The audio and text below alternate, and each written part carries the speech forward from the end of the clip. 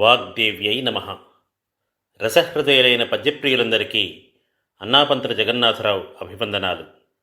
పోతన మహాకవి రచించిన శ్రీమదాంధ్ర మహాభాగవతం అష్టమస్కంధంలోని వామన చరిత్రము 8వ భాగానికి స్వాగతం. రాక్షసోత్తములార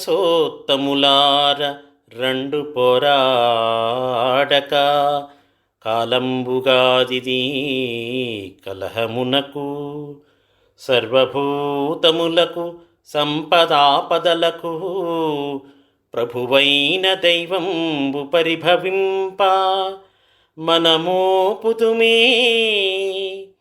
తొల్లి మనకు రాజ్యంబును సురలకు నాశంబు సొరిదినిచ్చి విపరీతముగ చేయు వేల్పునే మందము మన పాలి భాగ్యంబు మహిమగాక.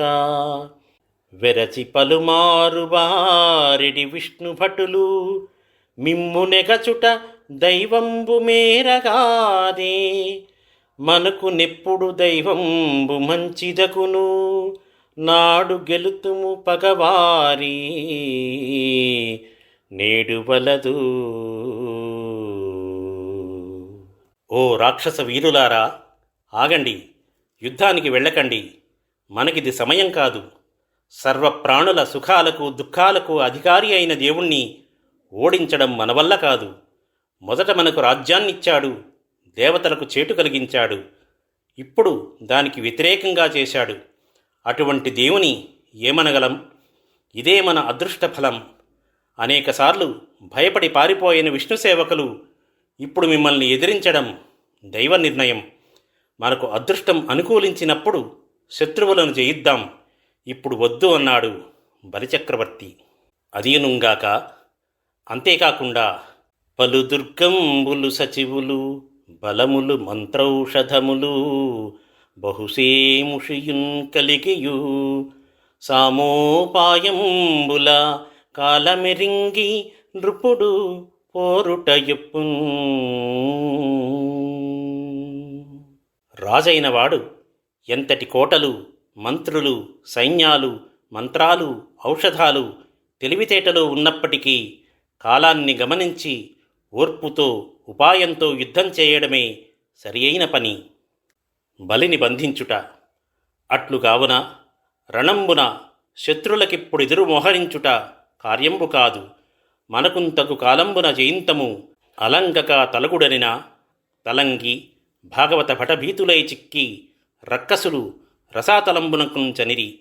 అంత హరి హృదయం బిరింగి తారక్ష నందనుండు యాగసుత్యాహంబున వారుణ పాశంబుల అసురవల్లభుని బంధించే అంత. కనుక ఇప్పుడు శత్రువులతో యుద్ధానికి పూనుకోవడం తగదు. మనకు అనుకూలమైన సమయంలో గెలువవచ్చు. అనవసరంగా శ్రమపడకుండా తొలగిపొండి అని బలిచక్రవర్తి చెప్పాడు. అప్పుడు విష్ణు భక్తులకు భయపడి రాక్షసులు రసాతలానికి వెళ్ళిపోయారు. అటు పిమ్మట యాగంలో సోమపానం చేసే చివరి రోజున విష్ణువు అభిప్రాయాన్ని తెలుసుకొని గరుడు బలిచక్రవర్తిని వరుణ పాశాలతో బంధించాడు. బాహులు పదములు కట్టినా శ్రీహరి కృపగాక ఏమి చేయుదునని సందేహింపక బలి నిలిచెను. హాహారవమెసగే దశదిగంతములందు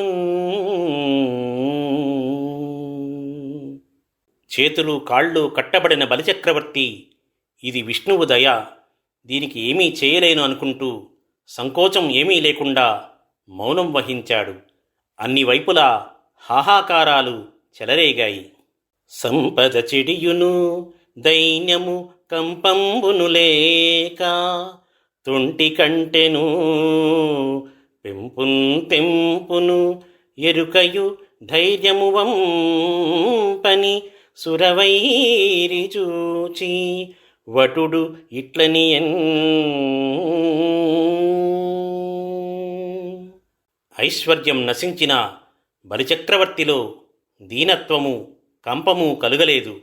అంతేకాదు, వెనుకటి కంటే ఔన్నత్యము, తెగువ, జ్ఞానము, ధైర్యము అధికమయ్యాయి. అప్పుడు బలిచక్రవర్తిని చూసి వామనుడు ఇలా అంటున్నాడు.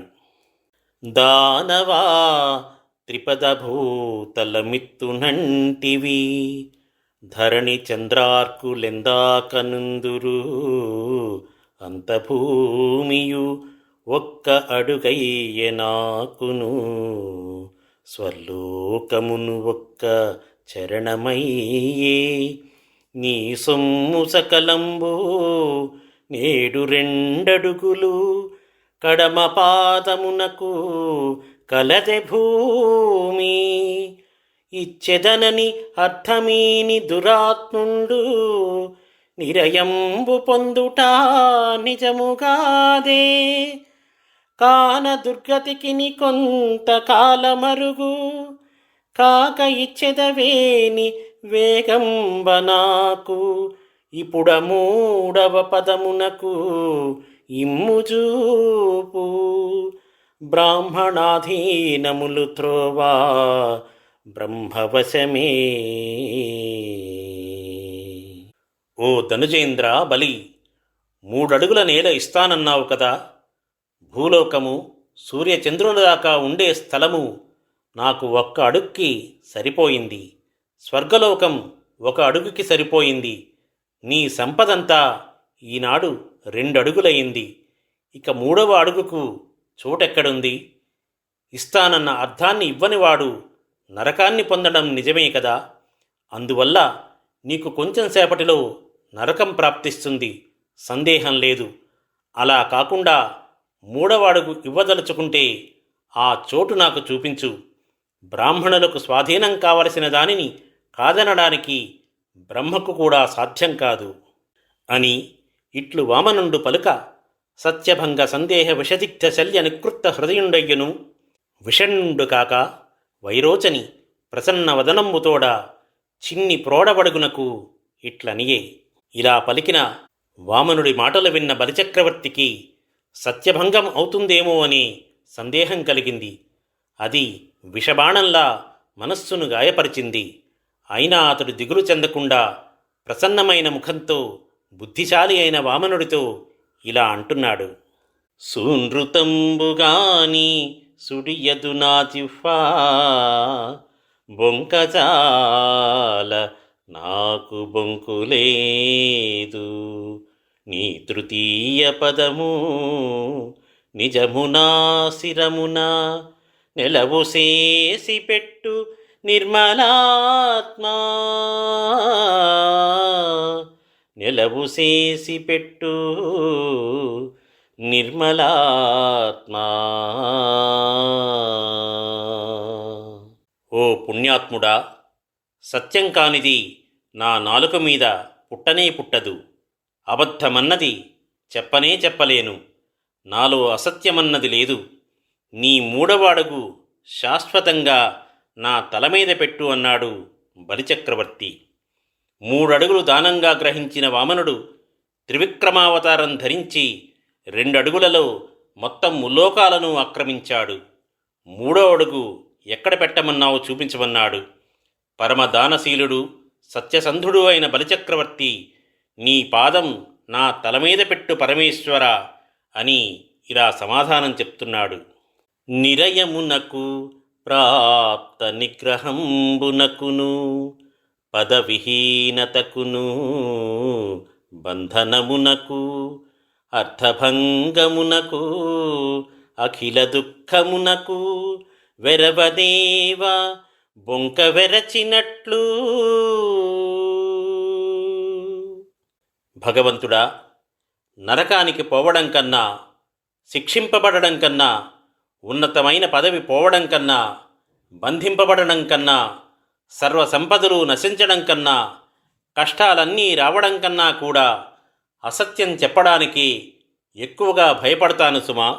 అదీనుంగాక అంతేకాకుండా తల్లిదండ్రులు అన్నదమ్ములు చెలికాండ్రు గురువులు శిక్షింప కొరత పడుని పిదపమేలగుగాక పృథుమదాంతులకును దానవులకు మాకు తరియరింగి విభ్రంశ చక్షువు వెలయనిచ్చుట చేసి గురువులలో ఆది గురువవీవా నీవు బంధించిన నిగ్రహమో లజ్జయో నష్టియో బాధయో తలంపా నిన్ను నెదిరించి పోరాడి నిచ్చరాదులు ఆది యోగేంద్రులందెడి నట్టిటెంకి అందరే తొల్లి పెక్కండ్రు హర్షమూర్తి ఈశా నీయడ దుర్లభము ఏమి కలదు నీయడ దుర్లభము ఏమి కలదు. ఓ పరమేశ్వర, ఆనందస్వరూప, తల్లిదండ్రులు, అన్నదమ్ములు, మిత్రులు, గురువులు బుద్ధి చెప్పడంతో ఏమీ నష్టం కలగదు. దానివల్ల తరువాత మీరే కలుగుతుంది. మదంతో కన్నులు కనిపించని మా వంటి రాక్షసులకు నీవు సకాలంలో చెదిరిపోకుండా వెలిగే చూపునిచ్చావు. అందువల్ల నీవు గురువులలో మొదటి గురువు అయ్యావు. నీవు నన్ను బంధించడం శిక్షగా కానీ, సిగ్గుగా కానీ, లోటుగా కానీ, బాధగా కానీ నేను భావించను. ఇదివరలో చాలామంది రాక్షసులు నిన్ను ఎదిరించి పోరాడి యోగీశ్వరులు పొందే స్థానాన్ని పొందారు కదా స్వామి. నీ దగ్గర అసాధ్యమన్నది ఏముంటుంది అన్నాడు బలిచక్రవర్తి. చెలియే మృత్యువు చుట్టమే యముడు సంసేవార్థులే కింకరుల్ శిలలంజేసిన బ్రహ్మతన్ను దృఢమే జీవంబును ఓ చెల్లరే చెలితంబౌట ఎరుంగక ఈ కపట సంసారంబు నిక్కంబుగా తలచున్మూఢుడు సత్యదాన కరుణాధర్మాది నిర్ముక్తుడై. అయ్యయ్యో, మృత్యువేమైనా ఆప్తమిత్రుడా ఏమిటి, లేక యముడు దగ్గర చుట్టమా? యముని సేవకులు భక్తితో సేవించాలి అనేటంత బుద్ధిమంతులా ఏమిటి? పోని ప్రాణమేమైనా శాశ్వతమా, లేక ఈ శరీరాన్ని బ్రహ్మరాళ్లతో కాని మలిచాడా? సత్యం ఇలా ఉండగా మూర్ఖుడు సత్యము, దానము, దయా, ధర్మము మొదలైన వాటిని వదిలివేస్తున్నాడు.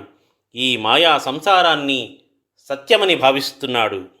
చుట్టాలు దొంగలు, సుతులు రుణస్థులు, కాంతలు సంసార కారణములు, ధనములు అస్థిరములు, తనువతి చెంచల కార్యార్థులన్యులు, గడచు కాలము ఆయువు, సత్వరమైశ్వర్యము అతి శీఘ్రమని కాదే, తమ తండ్రినతకరించి మా తాత సాధు సమ్మతుడు ప్రహ్లాదుండు నీ పాదకమలంబు నియతి చేరి.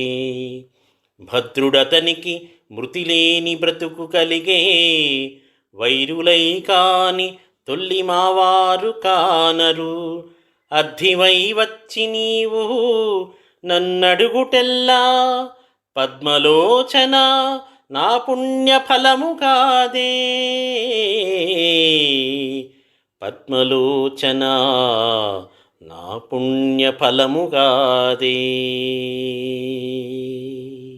పురాణ పురుష, చుట్టాలు దొంగలు, కొడుకులు అప్పులవాళ్ళు, భార్యలు ముక్తిని దూరం చేసేవారు, సంపదలు నిలకడలేనివి, శరీరం అస్థిరమైనది, ఇతరులు తమ ప్రయోజనాన్నే కోరుతారు, కాలం నిలువదు, ఆయుష్ త్వరగా గడుస్తుంది, ఐశ్వర్యం తొందరగా వెళ్ళిపోతుంది అనుకున్నవాడు కాబట్టే పుణ్యాత్ముడైన మా తాత ప్రహ్లాదుడు తన తండ్రిని విడనాడి నీ పాదాలను సేవించాడు.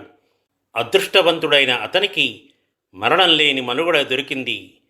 పూర్వం మా వారు శత్రువులుగా మారితే తప్ప నిన్ను దర్శించలేకపోయారు.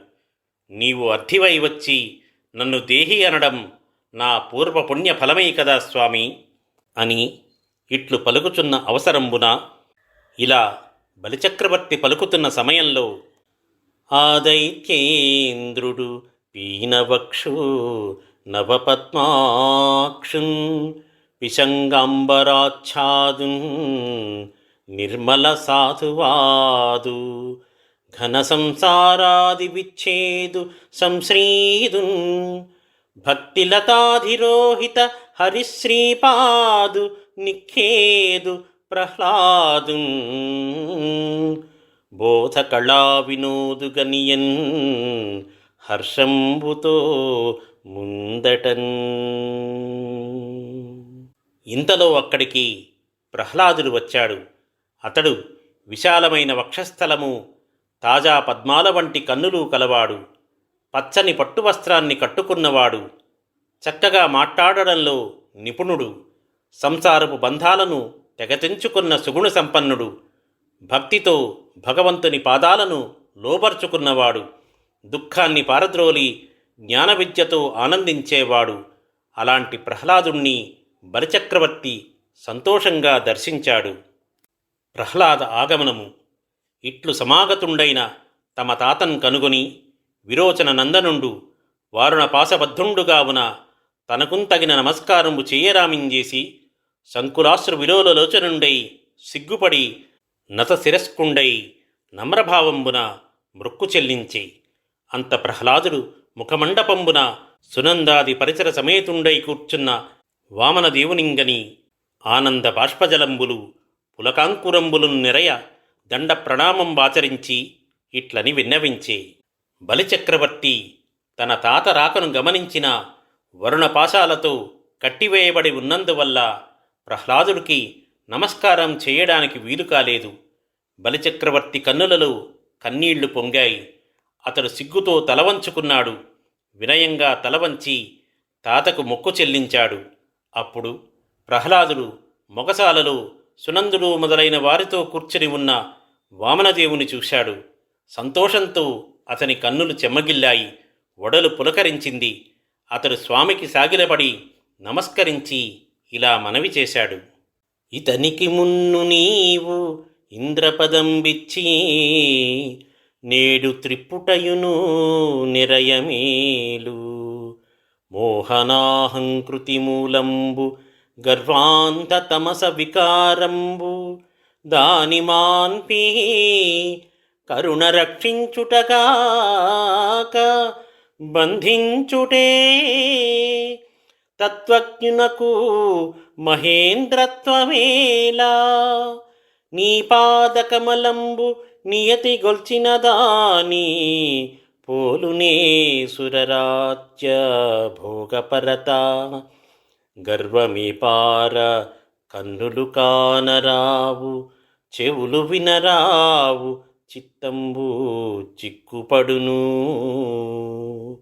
మరచు నీ సేవలన్నీయు మహిమ మాన్పి మేలు చేసితి నీవేటి మేర చూపి మేలు చేసితి నీమేటి మేర చూపి. స్వామి, నీవు వీనికి మొదట ఇంద్రపదవినిచ్చావు. మరలా దానిని ఈనాడు తొలగించడంతో చాలా మేలయ్యింది. ఆ పదవి అజ్ఞానానికి అహంకారానికి మూలకారణమై ఉన్నది. గర్వమనే కారుచీకటిని కలిగించేది. అలాంటి దానిని దయతో పోగొట్టడం రక్షించడమే. అంతేకాని ఈ బంధనం శిక్షించడం కాదు. పరమాత్ముని తెలుసుకున్నవానికి ఇంద్రపదవి ఎందుకు కొరగానిది. అది నీ పాదసేవకు సాటిరాదు. ఇంద్రపదవిలో గర్వం పెరిగి కన్నులు కనిపించవు, చెవులు వినిపించవు, మనస్సుకు మైకం కమ్ముతుంది. నిన్ను మరిచిపోతాడు. అలాంటి పదవిని విడిపించి వీనికి గొప్ప ఉపకారమే చేశావు అని పలికి జగదీశ్వరుండును నిఖిల లోక సాక్షినూనగు నారాయణదేవునకు నమస్కరించి ప్రహ్లాదుండు పలుకుచున్న సమయంబున లోకనాథుడు లోకదర్శకుడు అయిన విష్ణుదేవునకు ప్రహ్లాదుడు నమస్కరించి అలా పలుకుతున్న సమయంలో తతమత్తద్విపయానయై కుచనిరుందచ్చోళ సంయానయై ధృతబాష్పాంబువితానయై కరయుగాధీనాలికస్థానయై పతిభిక్షాం మమ దేహి కోమలమతే పద్మాపతేయంచు తత్సతి వింఛావళి చేరవచ్చే త్రిజగద్రక్షామనున్ వామనున్. ఆ సమయంలో బలిచక్రవర్తి భార్య వింధ్యావళి కన్నీరు కారుస్తూ మందగమనంతో అక్కడికి వచ్చింది. ఆమె వక్షస్థలం నిండా గట్టిగా పైటచరుగు బిగించుకొని ఉంది. 2 చేతులను నుదిటిపై జోడించి, దయామయ, లక్ష్మీపతి, నాకు పతిభిక్ష పెట్టు అంటూ ముల్లోకాలకు ప్రభువైన వామనమూర్తిని వేడుకుంది. వచ్చి అచ్చేడియ తచ్చరణ సమీపంబునన్ ప్రణతయై నిలువంబడి ఇట్లనియే. అలా చేరవచ్చిన ఆ ఇల్లాలు వింధ్యావళి స్వామి పాదాలకు నమస్కరించి ఇలా అంటున్నది: నీకున్ క్రీడార్థములగు లోకంబులజూచి పరులు లోకులు కుమతుల్ లోకాధీశుల మందురు లోకములకు రాజవీవా లోకస్తుత్యా. ఓ లోకపూజ్యుడా, లోకాలన్నీ నీకు సంచరించే విహారస్థలాలు. నిజానికి లోకాలకు రాజువు నీవే. కానీ తెలివిలేని మూర్ఖులు ఈ లోకాలకు తామే పాలకులమని భావిస్తారు.